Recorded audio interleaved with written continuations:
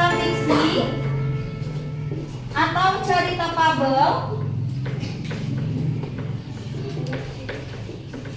terdapat pokok gagasan atau ide pokok. Pernah nggak kalau di ulangan ada soal bahasa Indonesia, ide pokok ide pokok bacaan dari cerita tersebut adalah, pernah nggak? Pernah ya. Nah, cara mencarinya bagaimana, Bu? Cara mencarinya, misal nih kalian tadi dapat cerita si kancil dan buaya, nih ya.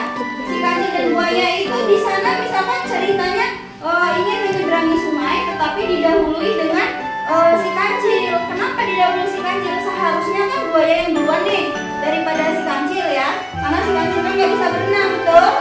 Tapi dengan kecerdasannya tadi, dia bisa melompat dan berbagai cara agar dapat menyeberangi sungai tersebut. Nah, jadi kalau misalkan kalian itu dapat soal ide pokok gagasan dari cerita tersebut, jangan baca cerita dulu, baca soal dulu baru cerita. Ide pokok gagasan itu misalkan dari cerita kancil dan buaya tadi apa?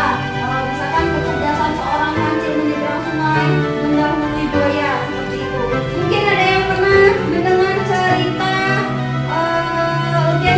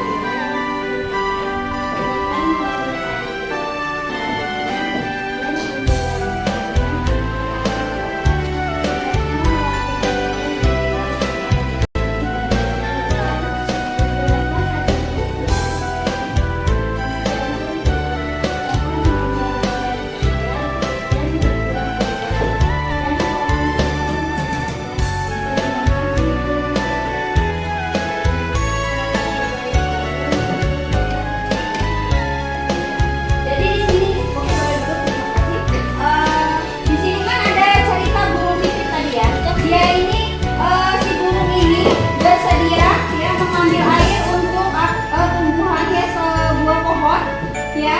Jadi ide pokok gagasannya itu seorang burung pipit yang baik hati yang menolong tumbuhan pohon agar tetap hidup. Nah, itu yang dinamakan ide pokok gagasan. Ya. Jadi kalau ada soal bahasa Indonesia, kalian baca dulu ceritanya ininya, soalnya baru baca ceritanya biar kalian tahu oh tadi yang ditanya ide pokok bahasa ini, ide pokok gagasan gitu kan. Selain itu cerita apa lagi yang kalian sering dengar?